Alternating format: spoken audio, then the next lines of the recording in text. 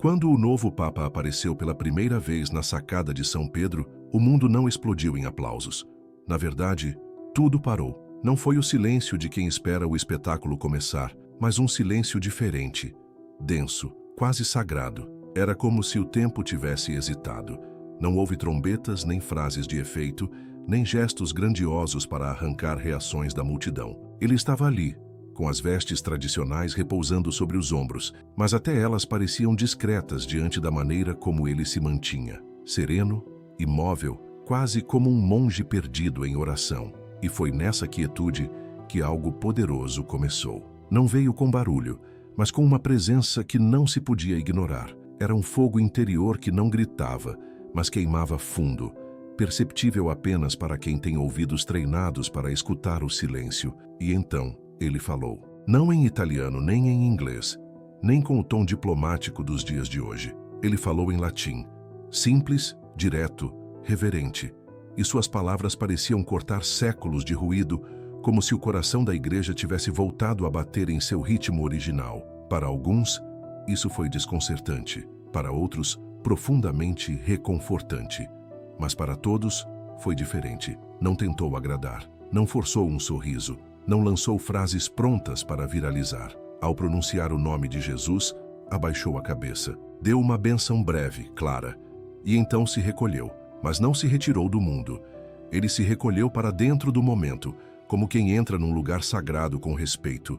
Não com pressa, esse gesto, tão discreto, quebrou mais expectativas do que qualquer entrada triunfal conseguiria. Porque ele não estava ali para ser aplaudido, estava ali para carregar uma cruz. O que veio depois, nas horas e dias seguintes, deixou muitos sem palavras, não porque ele tenha dito algo novo, mas justamente porque não disse nada que já não estivesse na essência da fé. Ele não falou de si mesmo, não acenou a alianças políticas, não anunciou reformas, apenas lembrou à igreja quem ela é, a esposa de Cristo, firme, sem vergonha, sem maquiagem. E foi essa simplicidade que chocou. Num tempo em que liderança virou sinônimo de marketing e sucesso, se mede por curtidas e palcos, aquele jeito contido do Papa Léo parecia um protesto silencioso. As pessoas estavam acostumadas com um certo script: fala, reação, análise, explicação, manchete. Mas naquele instante algo mudou. E não foi preciso gritar,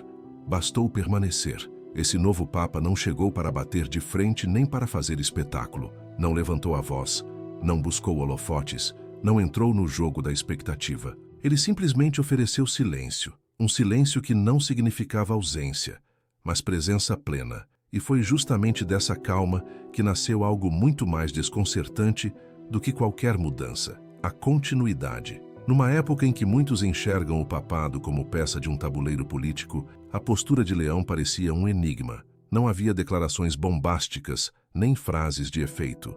Nada que se transformasse em manchete. Apenas um silêncio profundo.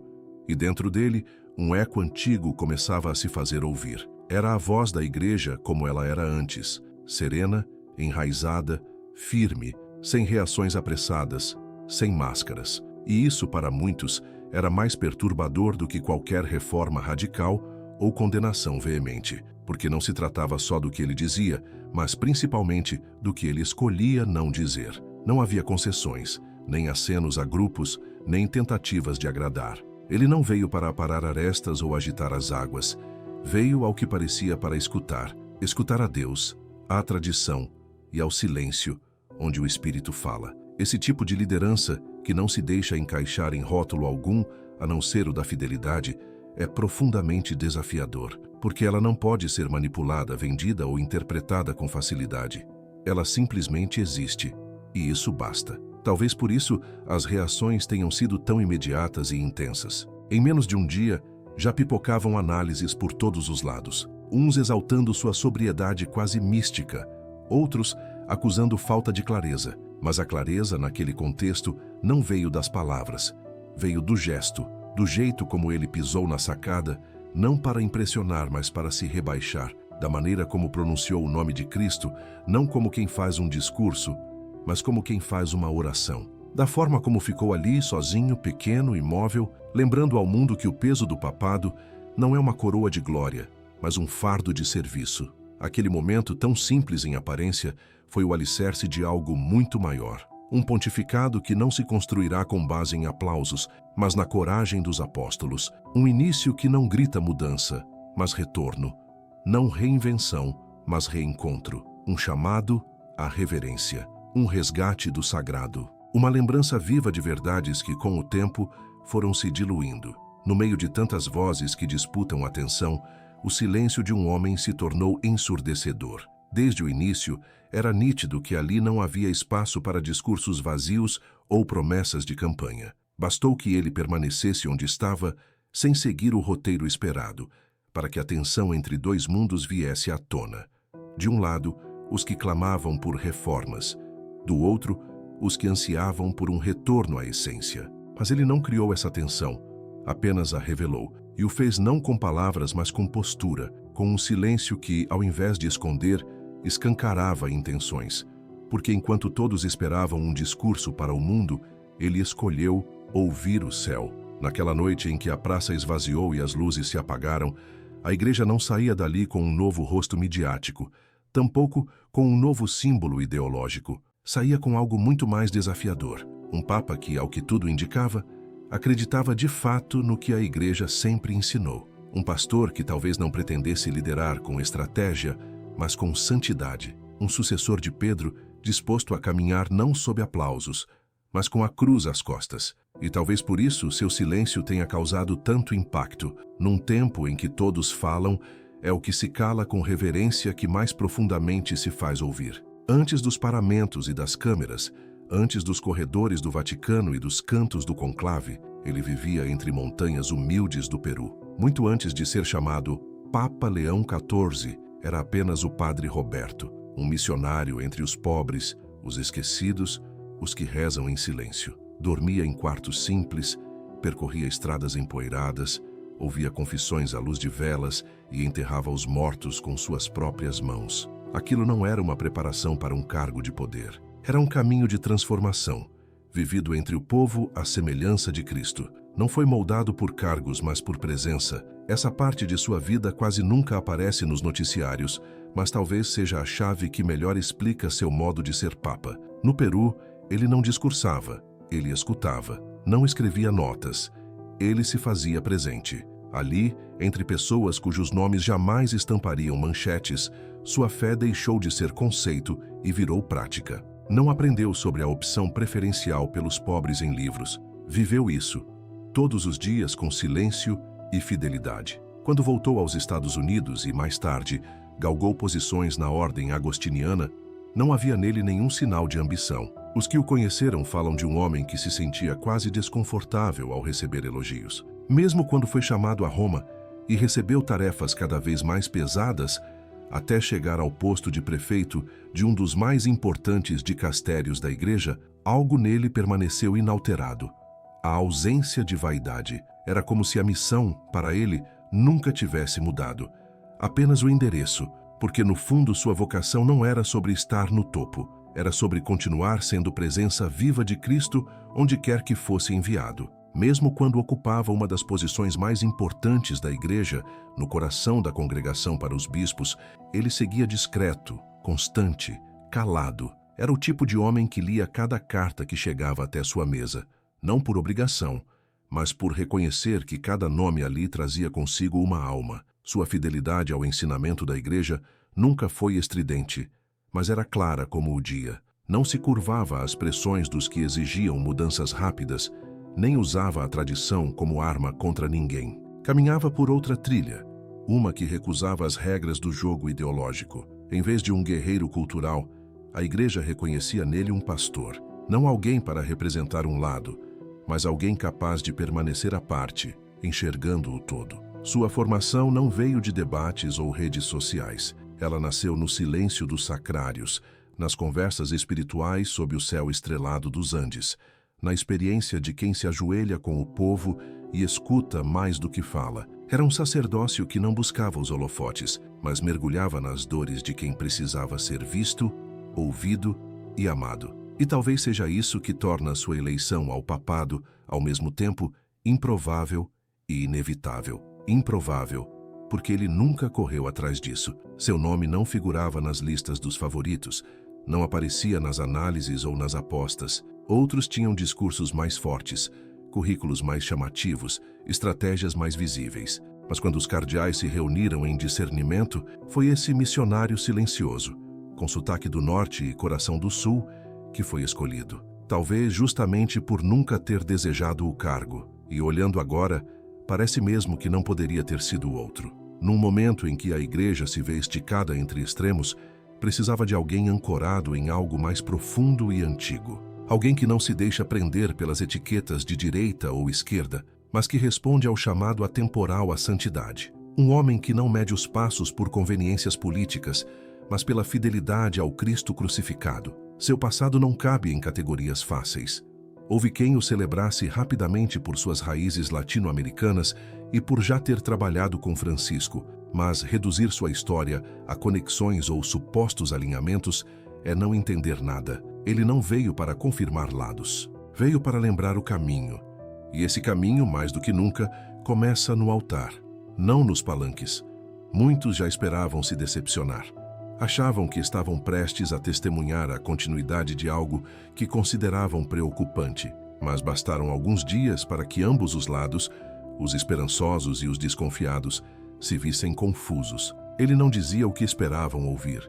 Não seguia os papéis que haviam escrito para ele. Em vez disso, falava de oração, de reverência, do pecado, da salvação e dos sacramentos. Sem slogans, sem bajulações, apenas verdades antigas ditas com uma clareza que parecia nova. E talvez seja justamente esse o dom desconcertante do Papa Leão XIV. Ele não veio como resposta ao desejo de nenhum grupo. Ele é o tipo de Papa que nos faz perceber que talvez nossas orações precisem ser refinadas, que a Igreja não é um território a ser conquistado, mas uma noiva a ser defendida. Sua presença não aponta alianças, aponta para as raízes, para o chão dos apóstolos, para o evangelho descomplicado, para o sacerdócio que prefere estar entre o povo do que no palco. Há uma autoridade que vem do título, e há outra, mais profunda, mais serena, mais duradoura, que vem do testemunho. É essa que o Papa Leão carrega. Dá para sentir no tom da sua voz, no peso dos seus silêncios, na humildade com que pronuncia o nome de Cristo, mas nunca o próprio. E essa autoridade é perigosa num mundo que se move à base de imagem, manipulação e influência, porque não se pode controlar um homem que não está tentando vencer. Não se pode usar alguém que não busca poder.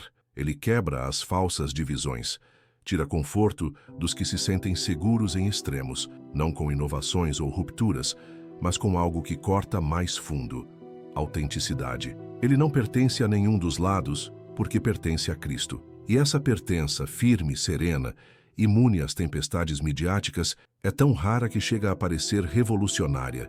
Mas não é. É simplesmente católica, sem concessões, sem distrações, sem medo. É por isso que foi escolhido.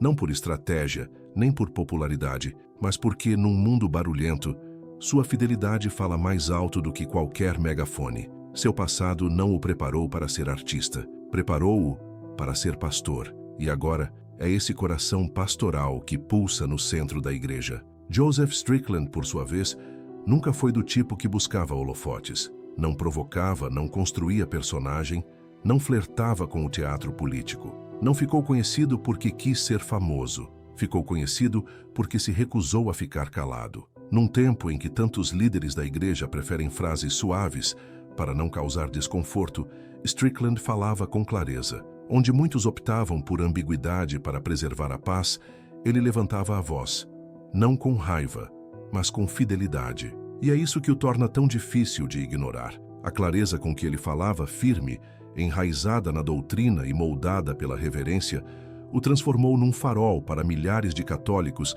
que ansiavam por uma voz que não tremesse diante das marés modernas. A pequena diocese de Tyler, no Texas, longe dos centros de influência global, tornou-se inesperadamente um ponto de referência. Não por seus números, nem por prestígio, mas pelo testemunho. Strickland falava com abertura sobre a santidade da vida, sobre a centralidade dos sacramentos e sobre a beleza insubstituível da tradição sagrada. Defendia o matrimônio como a igreja sempre ensinou. Lembrava aos fiéis e, indiretamente, à própria Igreja, que os ensinamentos católicos não são um cardápio de escolhas opcionais. São um tesouro vivo, transmitido com cuidado através dos séculos. E, ao fazer isso, ele não se promovia. Apontava sempre para Cristo, para a Eucaristia, para a cruz. Mas essa clareza para alguns era desconfortável. Mexia em um clima eclesial que havia se acostumado com tons neutros e respostas diplomáticas. Strickland, com sua ortodoxia sem rodeios, fazia as pessoas tomarem uma posição. Relembrava que a doutrina da Igreja não muda conforme a opinião pública ou os ventos da mídia. E mesmo falando com respeito e espírito pastoral, essa lembrança criou atrito, não com o povo de fé, mas com certos setores da hierarquia. E então veio a decisão, silenciosa, sem explicações, rápida. Em novembro de 2023, o bispo Joseph Strickland foi removido de sua função, sem acusações, nenhuma falha moral, nenhuma infração financeira, nenhuma heresia, apenas o silêncio, aquele tipo de silêncio que diz muito sem dizer nada. Para muitos católicos, aquilo não parecia apenas uma decisão administrativa local, foi um sinal, e dos mais preocupantes, uma mensagem não dita, mas sentida.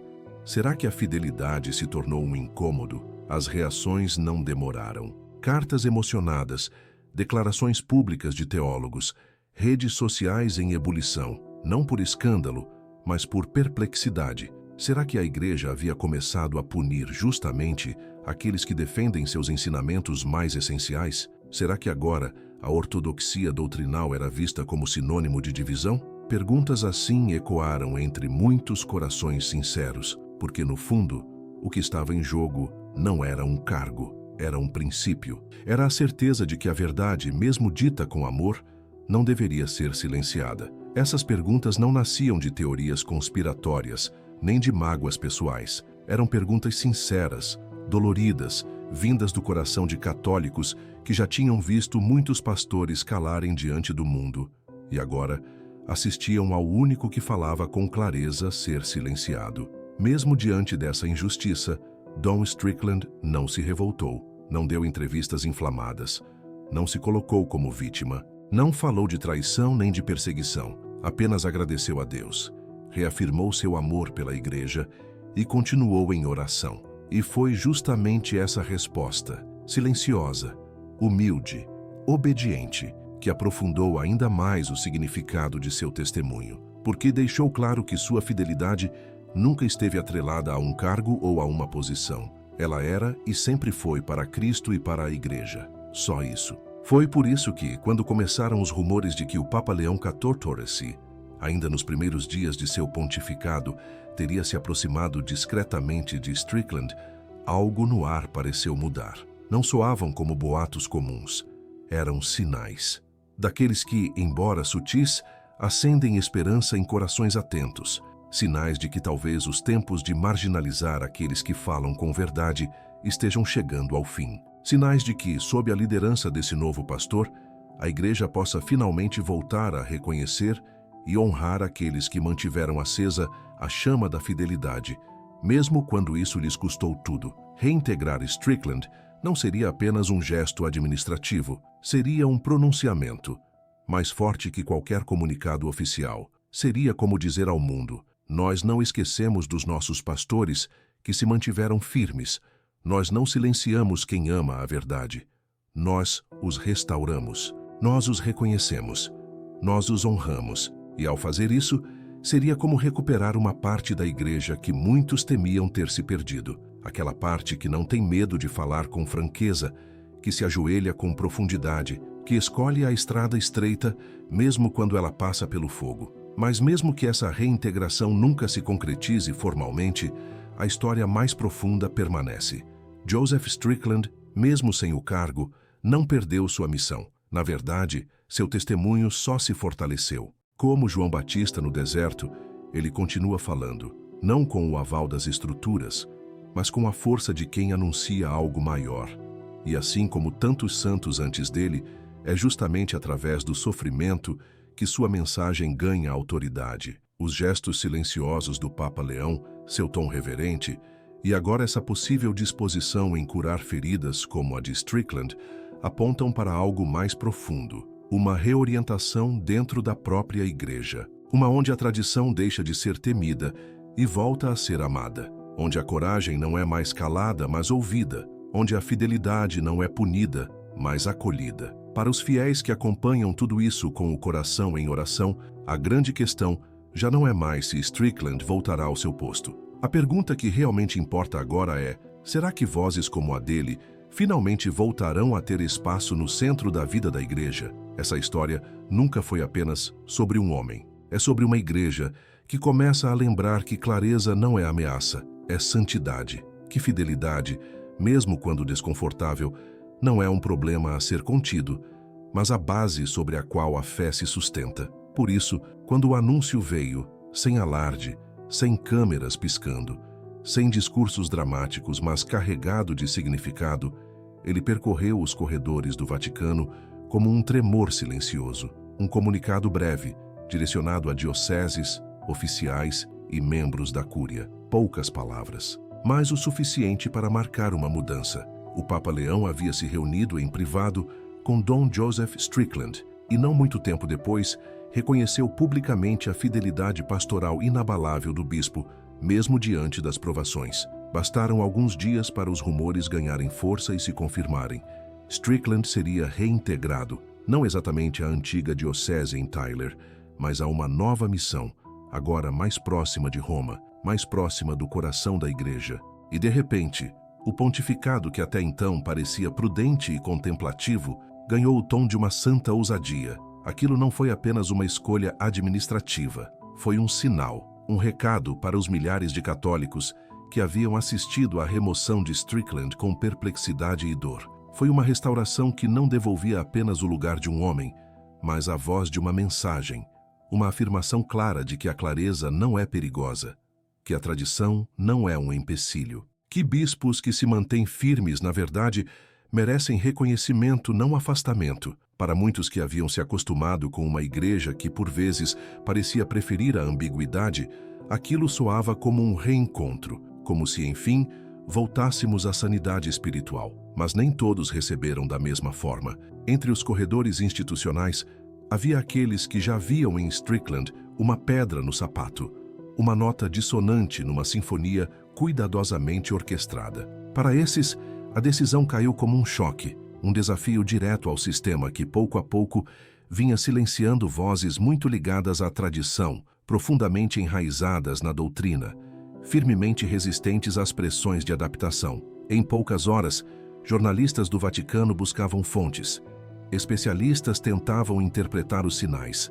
Estaria o Papa, enfim, se posicionando com clareza ao lado daqueles que nunca deixaram de falar o que a fé realmente exige? Muitos se apressaram em rotular o gesto. Teria o Papa se alinhado com a extrema-direita? Seria um recado para a Cúria? Enquanto os campos ideológicos formavam suas trincheiras e as manchetes tentavam capturar o momento com rótulos prontos, algo mais profundo se desenrolava. Algo que passou despercebido por grande parte da mídia. Aquilo não era sobre política, era sobre teologia, porque Dom Strickland nunca foi um militante, nunca se interessou por facções ou pelos jogos eclesiais de poder. Seu foco era um só, a integridade da fé, a mesma fé transmitida pelos apóstolos sem rupturas, sem desvios. Quando diziam que seu tom era forte demais, que sua firmeza incomodava, ele não se alterava, ficava de pé, com respeito, mas sem recuar. E ao reintegrá-lo, o Papa Leão não estava tomando partido num embate ideológico, estava corrigindo uma injustiça, estava mostrando que a fidelidade, mesmo quando custa caro, não deve ser escondida, mas exaltada. E ao fazer isso, ele surpreendeu a todos logo no início do seu pontificado. Não tomou partido em guerras culturais, nem em disputas de poder. Tomou partido na batalha que realmente importa, a que existe entre uma igreja que se adapta para sobreviver e outra que sobrevive porque se recusa a adaptar a verdade. Aquilo não era apenas uma decisão administrativa, era teologia, era sacramento. A simples menção honrosa ao nome de Strickland já provocou ondas. Dioceses, seminários, paróquias, todas sentiram o impacto. Para alguns bispos, soou como um alerta. Para outros, um despertar. A mensagem era clara. Esse Papa não escuta ecos ideológicos nem cochichos de bastidores. Ele ouve as ovelhas, ouve mães que tentam criar filhos em meio a uma cultura que zomba da virtude. Ouve padres cansados que tentam permanecer fiéis em dioceses confusas. Ouve jovens católicos, sim, jovens, que não buscam uma fé reinventada, mas reencontrada. E ao honrar Strickland, ele estava dizendo a todos: eu ouço vocês. Dentro do Vaticano, alguns ficaram furiosos. Reuniões foram convocadas, e-mails trocados às pressas. Certas figuras da Cúria, que vinham há anos tentando afastar a Igreja de tudo o que consideravam rígido demais, se viram desestabilizadas. É um retrocesso, teria dito um funcionário sob anonimato. Isso enfraquece anos de posicionamento cuidadoso. Mas o Papa parecia deixar claro: o objetivo nunca foi o posicionamento. Foi, e sempre será, a santidade. E a santidade, como os santos bem nos ensinaram, quase nunca é conveniente. Houve cardeais que aplaudiram, bispos que choraram, e entre os fiéis, uma alegria tímida, mas inegável. Não era euforia, era esperança. Porque isso não era apenas sobre um homem, era sobre uma guinada, um retorno às raízes. Foi um movimento sutil, mas impossível de ignorar. A Igreja parecia reencontrar seu eixo, não baseado em personalidades, mas na verdade. Para alguns aquilo foi como um sopro de esperança, para outros um susto, porque reintegrar Don Strickland não era apenas uma troca de cargo, era uma afirmação ousada de que a Igreja ainda é capaz de reconhecer a coragem, que a tradição continua viva, que aqueles que sofreram em silêncio por amarem demais a fé não foram esquecidos, e que a fidelidade, mesmo quando custa caro, é a moeda que sustenta a verdadeira renovação. Sob os pisos de mármore do Vaticano, entre as pedras que testemunharam séculos de história, passou um tremor. Não foi um tremor que derrubou estruturas, mas que despertou corações. Um novo pontificado havia começado, e com ele, uma igreja que parecia recordar, enfim, quem ela é de verdade. Quando o Papa Leão tomou a decisão de restaurar publicamente a honra de Dom Strickland, ou mais precisamente de reconhecer de forma clara sua fidelidade pastoral, as manchetes tentaram rapidamente enquadrar o ato como um jogo político. Seria um aceno aos conservadores, uma resposta calculada à pressão dos tradicionalistas? Mas o que muitos não perceberam é que aquele gesto não tinha nada de político. Era teológico e, mais que isso, era profundamente sacramental. No centro da fé católica, há uma tensão que não é defeito, mas mistério. A convivência entre a misericórdia e a justiça. Não são forças contrárias, mas, como disse Bento XVI, dois rostos de uma mesma realidade que se desenvolve até alcançar a plenitude do amor. Na teologia católica, misericórdia não é passividade. Justiça não é punição. A verdadeira misericórdia não fecha os olhos para o erro. Ela se aproxima da humanidade ferida e a levanta. E a justiça, longe de vingança, é a restauração daquilo que é justo aos olhos de Deus. A remoção de Dom Strickland havia provocado uma ferida, não por quem ele era, mas pelo que seu afastamento parecia insinuar, que a fidelidade podia ser perigosa, que a doutrina podia dividir, que a clareza podia ofender. Não se disse isso com todas as letras, mas a insinuação pairava no ar. E para muitos católicos fiéis, aquilo foi sentido como um golpe, não em um homem, mas em um princípio que jamais deveria ser posto de lado. Para muitos fiéis, o que aconteceu com Dom Strickland não foi apenas um episódio administrativo, foi algo que feriu espiritualmente. Eles nunca o viram como um astro ou uma figura política. Viam nele um pastor, alguém que ensinava com clareza, que tratava a Eucaristia com reverência, que recusava slogans vazios e falava com a firmeza serena de quem crê profundamente. E quando foi afastado sem qualquer explicação, a sensação foi devastadora. Parecia que a Igreja estava dizendo: sua voz já não importa. Mas o gesto do Papa Leão, ponderado, silencioso e profundamente intencional, veio como resposta a essa ferida. E não foi um ato contra a unidade da Igreja, foi um gesto a favor dela. No Evangelho de João, Jesus fala do bom pastor que não abandona suas ovelhas. Era isso que Leão estava fazendo. Não se tratava de resgatar um homem, mas de trazer de volta uma voz, uma presença, um testemunho que havia sido deixado de fora do redil. Por isso, seu ato foi mais do que misericordioso, foi justo. E mais do que um gesto visível, foi algo enraizado em uma verdade muito mais profunda, a sucessão apostólica. Porque, na fé católica, um bispo não é apenas um cargo, ele é um sucessor dos apóstolos. Sua autoridade não vem da opinião pública nem de políticas internas, ela vem de Cristo. Um bispo não é um administrador, ele é um pastor. E o papel do pastor não é agradar ao rebanho, é dar a vida por ele. Strickland havia feito exatamente isso, sem alarde, sem revolta, mas com coragem silenciosa. O reconhecimento de Leão, fosse através da reintegração ou de um simples gesto público de afirmação, era uma correção teológica. Um reconhecimento claro de que a verdadeira autoridade apostólica não se conquista cedendo às modas do momento, mas permanecendo fiel a Cristo. Para entender o peso desse gesto, é preciso olhar para o coração do mistério cristão, a cruz. É ali, no Calvário, que misericórdia e justiça se encontram com perfeição. Na cruz de Cristo, a justiça é satisfeita. O pecado não é ignorado, mas expiado. E, ao mesmo tempo, a misericórdia transborda, porque aquele que sofre não o faz para condenar, mas para redimir. É essa imagem de amor sacrificial, ordenado pela verdade, que a Igreja é chamada a refletir, não através de sentimentalismos, nem por meio de estratégias de imagem, mas pela entrega real. A escolha de Leão também revela algo que não se escreve em decreto algum: sabedoria pastoral. Existem momentos em que o corpo de Cristo é ferido, não por ataques externos, mas por confusão interna. Quando aqueles que falam a verdade são silenciados, não por erro, mas por incômodo. Quando os fiéis se perguntam no íntimo, vale mesmo a pena permanecer fiel? É nesses momentos que o verdadeiro pastor se levanta, não para agradar grupos, mas para curar feridas. Porque a Igreja, ao longo dos séculos, só permanece viva quando se lembra que a fidelidade custa, mas sempre vale. A Igreja, ao longo de sua história, muitas vezes só reconheceu a grandeza de seus santos depois que eles já haviam partido, após anos de sofrimento,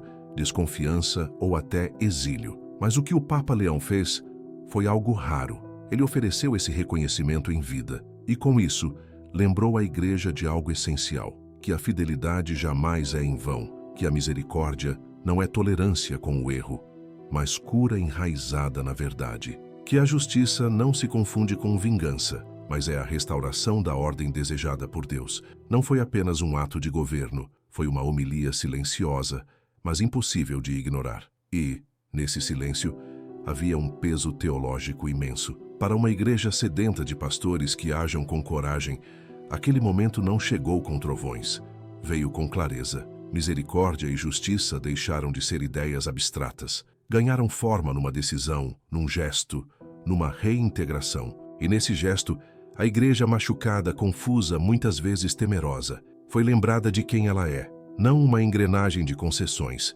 mas a esposa fiel de Cristo. Sempre justa, sempre misericordiosa. Hoje o ar dentro da igreja é pesado, não com incenso, mas com tensão. À medida que o Papa Leão caminha silenciosamente pelos primeiros dias de seu pontificado, algo começa a se mover. Um tremor espiritual que não nasce da revolta, mas do retorno. Sua decisão de restaurar Dom Strickland não criou a divisão, ela apenas a revelou. Por anos, muitos católicos sussurravam sobre um racha interno. Agora, falam abertamente. Duas visões de igreja coexistem, não mais em silêncio, mas em contraste crescente. Uma clama por modernização, adaptação, relevância. A outra aponta para a tradição, a reverência e as verdades que não mudam. Entre essas duas está Leão, não como um divisor, mas como um restaurador. E sua estratégia não é a diplomacia, é a clareza. O que se vê não é um novo cisma, nem um debate doutrinário isolado. É algo mais profundo, um conflito espiritual sobre o que significa, de fato, ser igreja no mundo de hoje.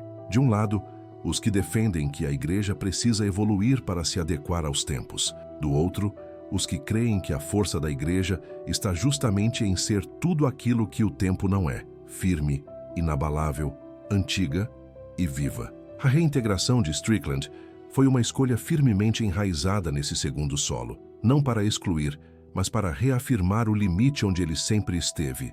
Na verdade, muitos não compreendem essa postura. Dizem que os gestos de Leão ameaçam a unidade, que sua preferência por expressões tradicionais de fé pode afastar os que estão à margem. Mas isso ignora o verdadeiro sentido da unidade na igreja. Unidade nunca significou uniformidade, nem o apagamento das diferenças. Sempre exigiu uma bússola comum, uma só verdade, um só credo, um só Cristo. O que divide a igreja hoje não é a diversidade de culturas ou línguas, é a ideia sorrateira de que a verdade pode ser negociada. E o que Leão insiste em afirmar, mesmo sem levantar a voz, é que isso não pode ser aceito. Ao fazer isso, ele se coloca na linha dos grandes reformadores, não os que reinventaram o Evangelho, mas os que reformaram a igreja, voltando às suas raízes. A história guarda esses momentos com reverência. Pense em São Gregório Magno, no século VI, que em tempos de colapso político e confusão eclesial, restaurou a igreja com humildade, clareza e fidelidade à liturgia sagrada. Ou em São Pio V, após o Concílio de Trento, reafirmando a ortodoxia num tempo de fragmentação. Ou mais recentemente, Bento XVI, que lembrou ao mundo, com serenidade e firmeza, que a igreja não é um produto a ser vendido, mas um mistério a ser adorado. Em todos esses casos, a cura não veio por concessão, veio por coragem. A coragem de ser claro quando o mundo exige ambiguidade, e Leão parece trilhar esse mesmo caminho. Sua abordagem não é reativa, é restauradora. Ele fala com delicadeza, mas sem hesitação. E só isso já incomoda. Porque numa época em que até mesmo a igreja flerta com a tentação de diluir verdades, ele ousa ser exato. Não é uma guerra contra o mundo moderno. É uma recusa serena de perder o eterno em meio ao barulho. Em suas ações, nas palavras que escolhe, no tom de reverência, no gesto de honrar Strickland, ele deixa claro, a missão da igreja não é ser popular, é ser fiel. Mas essa fidelidade tem um preço. Ainda hoje, há bispos murmurando preocupações. Artigos opinativos o acusam de querer voltar no tempo. Alguns teólogos temem que sua inclinação à tradição desfaça o que chamam de avanços das últimas décadas. Mas essas vozes quase sempre ignoram o ponto central. A igreja não existe para se moldar ao mundo. Ela existe para se lembrar, e lembrar a todos, que sua razão de ser está em refletir o céu, não em espelhar a terra. A missão da igreja nunca foi adaptar-se ao mundo para agradá-lo, mas convertê-lo. Isso não quer dizer que não haja espaço para criatividade pastoral ou diálogo cultural. O próprio Papa Leão já falou sobre a importância de alcançar os pobres, os deslocados, os feridos na alma. Mas ele também deixa claro, essa missão só é verdadeira quando está enraizada na verdade. Uma igreja que corta a âncora pode até navegar com mais leveza, mas também se perde. E sua insistência na clareza, na doutrina, na liturgia, na liderança, não é exclusão, é remédio para um corpo doente. Leão não está correndo atrás dos que se afastaram, está chamando-os de volta para casa. Mesmo assim, as feridas seguem visíveis. Nos seminários, jovens sacerdotes se veem divididos entre dois caminhos, um marcado por performance, outro por presença. Nas paróquias, as liturgias estão rachadas, algumas leves, afetivas, outras solenes, antigas, profundamente enraizadas. Nas redes sociais, católicos brigam entre si com mais ferocidade do que se dedicam a anunciar o evangelho aos de fora. Não há mais consenso sobre o que significa ser católico, e o Papa Leão sabe disso. Ao apoiar Dom Strickland, ele também dizia, é assim que se parece. Um gesto arriscado, mas necessário, porque a igreja não pode curar-se fingindo que não está ferida. A coragem de Leão está em se recusar a fingir. Ele não fala por slogans, não bajula um lado e nem provoca o outro. Fala como se as palavras de Cristo ainda bastassem, como se a fidelidade ainda fosse bela. Para alguns, isso soa como uma repreensão. Para muitos, como um reencontro com o lar. A divisão dentro da igreja é real, mas a solução não está em controlar percepções. Está em proclamar a verdade com amor, com paciência, mas sem ceder. Leão entende isso, e nesse entendimento mora tanto a esperança quanto a dificuldade de seu pontificado. Ele será mal interpretado, enfrentará resistência, mas ao permanecer onde a verdade sempre esteve, ele não está partindo a igreja, está lembrando-a de quem ela é. Num tempo em que o ruído tomou o lugar do significado e o espetáculo se confunde com substância, algo incomum começou a acontecer entre os muros da igreja. Silenciosamente, quase sem que se perceba, o sagrado silêncio está voltando, não como ausência de som, mas como presença. Uma presença densa, santa, reconhecível por quem ainda se lembra da igreja antes do barulho da modernidade. E no centro desse retorno não há um plano estratégico, nem um manifesto. Há um Papa que abaixa a cabeça ao pronunciar o nome santo, que pesa suas palavras, que ensina a reverência não por decretos, mas pelo exemplo. Desde sua primeira missa, o Papa Leão começou a reconduzir a igreja não só à doutrina, mas ao assombro. Houve uma mudança de tom. As palavras eram precisas, a música sagrada e contida, os gestos lentos, intencionais, cheios de memória. Ele não celebrava a missa como um espetáculo, era uma oferta. Para quem tinha ouvidos, aquilo era um trovão de simplicidade. Ele não estava apenas seguindo rúbricas, estava lembrando o porquê delas, tornar visível o invisível, dar forma ao mistério. Num tempo em que a inovação e a preferência fragmentam o que deveria unir, a postura litúrgica de Leão apontava para algo eterno. Ele não criava algo novo, ele retornava ao que é verdadeiro. E esse retorno não era questão estética, era clareza teológica. A missa em latim, por muito tempo incompreendida, marginalizada, tornou-se refúgio para muitos, não por nostalgia, mas porque ela se recusa a esquecer. Sua linguagem, sua estrutura, seu silêncio oferecem o que a cultura moderna não sabe dar: transcendência. Ela não nos entretém, ela nos eleva, não nos imita, revela Deus. A decisão de Leão de resgatar elementos da liturgia tradicional, o canto gregoriano, os paramentos sagrados, a beleza da forma, não tem a ver com retrocesso, tem a ver com reancorar a igreja em sua alma mística, convidar os fiéis, não a um museu de ritos, mas a um santuário de maravilha. E é por isso que a reintegração de Dom Strickland ganha um significado tão profundo. Strickland não era apenas um defensor da doutrina, era um defensor da reverência. Em tempos em que a irreverência já chegou até aos altares, com linguagens banais, homilias teatrais e abusos eucarísticos, Strickland lembrava que a liturgia não é sobre conforto, é sobre adoração. Sua devoção pública à presença real de Cristo, seu zelo pelo sagrado da missa e sua recusa em diluir a linguagem litúrgica o tornaram, para alguns, uma figura incômoda, mas para outros, ele era um farol, um guia de volta à santidade. Ao honrá-lo, o Papa Leão não fez um aceno político. Ele confirmou uma direção espiritual, o caminho de volta à reverência, voltar ao mistério, voltar a Deus. Esse tem sido o fio condutor dos primeiros passos do Papa Leão. E isso está longe de ser apenas um gesto simbólico, porque a maneira como a Igreja reza molda aquilo em que ela acredita. Lex orandi, lex credendi. A lei da oração é a lei da fé. Se tratamos a liturgia com descaso, tratamos com o mesmo descaso as verdades que ela proclama. Se perdemos a reverência pela missa, inevitavelmente perdemos a reverência por Cristo. E o Papa Leão parece saber disso como quem carrega essa verdade no peito. Por isso suas primeiras ações foram litúrgicas, porque a reverência não é enfeite, é fundamento.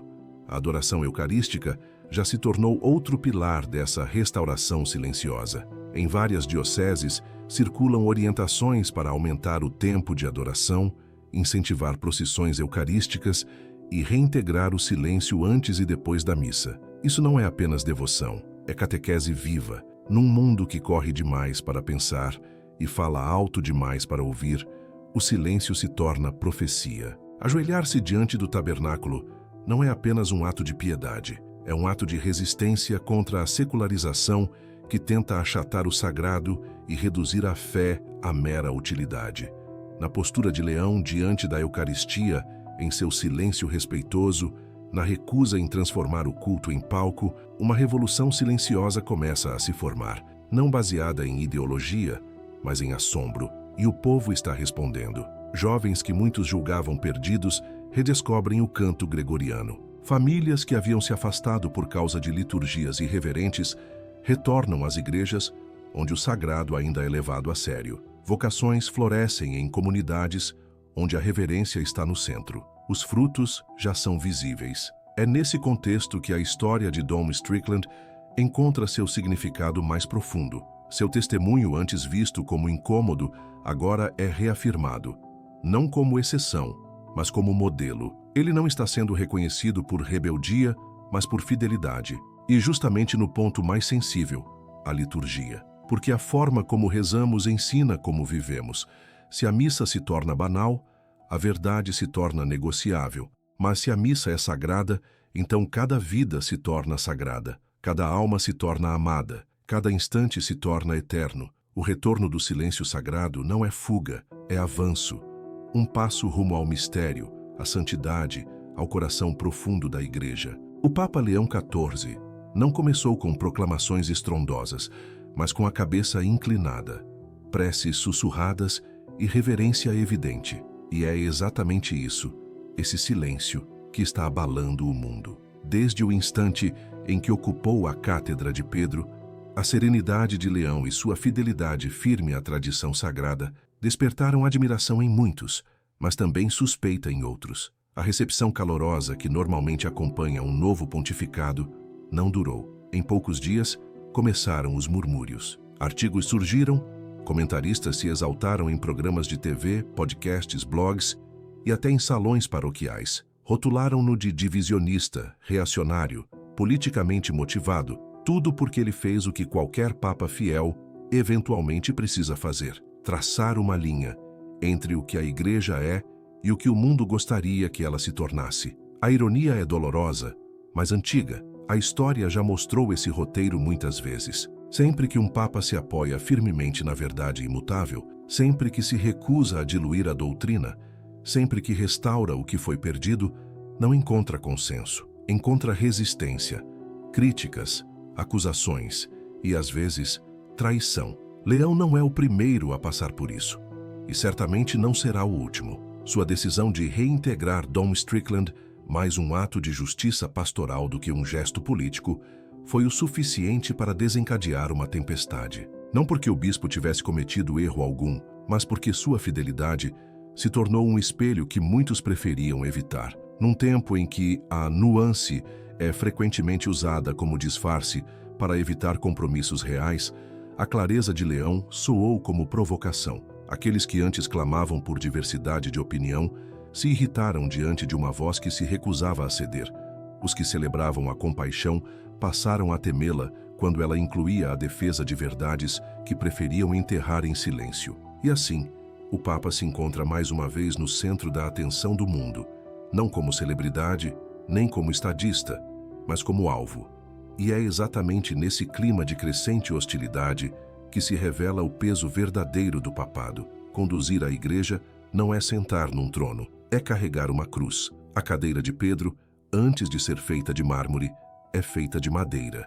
E o Papa Leão, assim como Cristo, percorre agora um caminho de contradições, aclamado por uns, desprezado por outros, e julgado não pelas multidões, mas pela medida da sua fidelidade. Ao escolher ser fiel, em vez de popular, ele se insere numa longa linhagem de pastores que preferiram a verdade ao aplauso, e é justamente nisso que sua força mais brilha. A liderança solitária sempre foi parte do caminho daqueles que guiaram a Igreja com coragem. Basta lembrar de São Gregório VII, que no século XI enfrentou imperadores para purificar a Igreja e foi expulso de Roma, ou de Pio IX, que mesmo sob imensa pressão política, convocou o Concílio Vaticano I e foi chamado de tirano por muitos poderes seculares. Ou ainda de Bento XVI, cuja profundidade silenciosa e precisão teológica fizeram dele um alvo constante de críticas de quem, na verdade, nunca se dispôs a escutá-lo de verdade. Todos foram acusados de rigidez,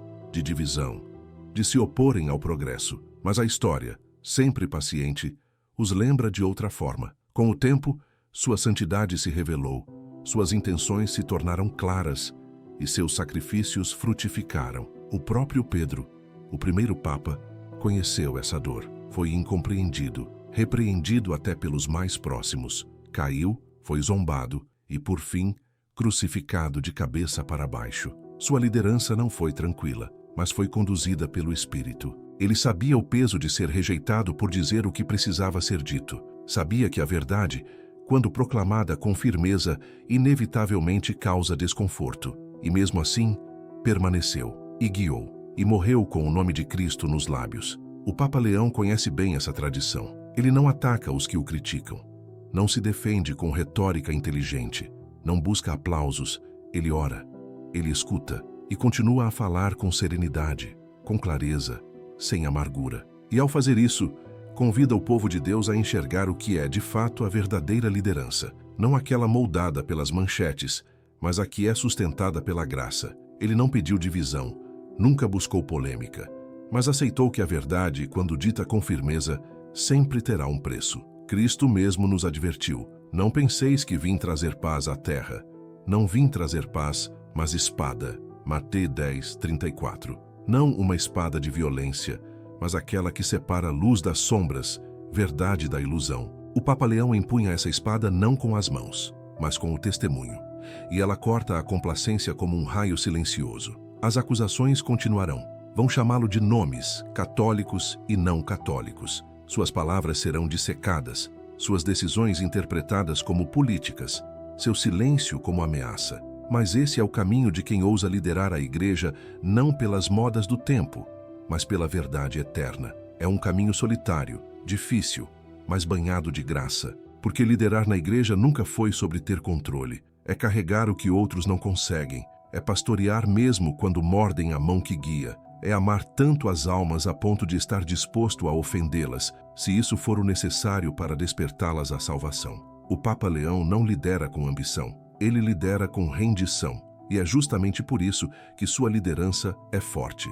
Não pela força da influência, mas pelo poder do Espírito. Foi esse poder que sustentou Pedro, que sustentou Leão Magno, Pio e todos os papas que resistiram às tempestades. E agora, enquanto o mundo se incomoda com a coragem inesperada de Leão XIV, é esse mesmo espírito que o mantém firme. Deixe o mundo gritar, deixe os críticos falarem. A Igreja não precisa de aprovação, ela precisa de santidade, e a santidade nunca é confortável. A santidade provoca, a santidade desconcerta, a santidade permanece. E é essa santidade silenciosa e firme que está conduzindo novamente a Igreja. No fim das contas, não serão as manchetes, os debates ou as decisões de um só homem que determinarão o destino da Igreja. Será a fidelidade discreta dos fiéis comuns. O caminho à frente não será pavimentado com declarações grandiosas ou gestos públicos. Ele será traçado pelos santos ocultos, por aqueles cujos nomes nunca conheceremos, mas cujas orações sustentam a Igreja em cada hora de crise e de graça. O Papa pode estar no leme da barca de Pedro, guiando-a por entre as tempestades. Mas nenhuma embarcação segue adiante sem vento em suas velas, e esse vento é a oração, esse vento é a santidade. Vivemos numa época que exalta os que falam alto, os que brilham, os que dominam, mas Deus sempre preferiu os humildes para transformar o mundo. Escolheu uma jovem em Nazaré para trazer seu filho, escolheu pescadores, cobradores de impostos, pecadores para pregar o Evangelho, levantou monges perseguidos para guardar as Escrituras nas eras mais sombrias. E continua escolhendo, agora mesmo, não apenas os padres, não apenas o Papa, ele está escolhendo você. O futuro da Igreja depende do que você fará com a sua próxima hora. Você vai fofocar ou vai rezar? Vai discutir ou vai perdoar? Vai reclamar ou vai se ajoelhar em adoração? Cada ato de humildade, cada Ave Maria sussurrada, cada defesa silenciosa da verdade conta, porque é nesse chão escondido que a alma da Igreja continua de pé. A Igreja não se sustenta apenas nos documentos do Vaticano, mas nas casas onde mães ensinam seus filhos a fazerem o sinal da cruz, nas ruas onde jovens enfrentam tentações em silêncio, nas salas de aula onde alunos ousam dizer a verdade sem medo, nas paróquias onde a Eucaristia é adorada com reverência e não tratada como um simples rito. A renovação da Igreja não nasce de cima para baixo, ela floresce de dentro para fora. Se o pontificado de Leão XIV tiver mesmo o poder de transformar algo, se for para ser uma chama verdadeira e não apenas um breve clarão, ele vai precisar de combustível. E esse combustível é a santidade silenciosa dos fiéis comuns. É você confessando com frequência, é você jejuando pelo Papa, é você acendendo uma vela pelo seu pároco, é você rezando o terço em família, é você defendendo a verdade mesmo quando isso dói. Isso não é idealismo romântico, É o jeito como Deus sempre agiu, através dos pequenos, dos esquecidos, dos fiéis. O que está acontecendo em Roma é importante, sem dúvida, mas é só uma parte da história. A parte mais profunda está acontecendo no silêncio, no coração dos santos escondidos. Alguns consagrados, muitos leigos, que criam filhos, lutam contra o pecado, sofrem com dignidade e permanecem fiéis, sem aplausos. São essas almas que o céu repara. São elas que, em silêncio, mudam os rumos da história. Você não precisa de batina nem de microfone. Você precisa de um crucifixo e um coração disposto. É aí que começa a verdadeira renovação. E enquanto o Papa Leão continua trilhando esse caminho difícil, que a gente caminhe junto. Não como críticos nos bancos das igrejas, mas como irmãos na fé. Não é hora de perguntar apenas que tipo de Papa ele será, mas que tipo de católicos nós estamos nos tornando. Amamos a igreja quando ela está ferida e bela? Somos obedientes mesmo quando é difícil? Rezamos quando ninguém está olhando? São essas as perguntas que importam agora. A igreja será renovada não por slogans ou políticas, mas por santos. E os santos nascem no silêncio da entrega. Se você chegou até aqui, não foi por acaso. Talvez esse seja o seu chamado para recomeçar, para parar de esperar que a igreja mude e, no lugar disso, deixar que Deus transforme o seu coração. Dizer sim à graça. Tornar-se um desses santos escondidos. Porque a igreja não precisa de mais críticos. Ela precisa de mais velas acesas. Então acenda a sua. Reze mais. Julgue menos. Ame a verdade. Defenda a beleza. Espalhe esperança. Viva Cristo. Porque não somos espectadores. Nós somos a igreja. E ela vai continuar na tempestade, no silêncio, nos santos, sempre.